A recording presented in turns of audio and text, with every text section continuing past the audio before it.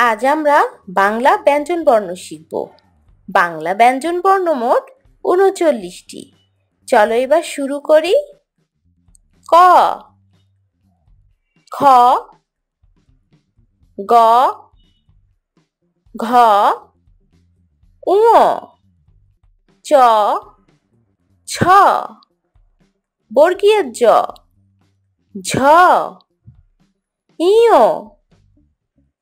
ট, ঠ, ড, ঢ, মূর্ধন্য ত, থ, দ, ধ,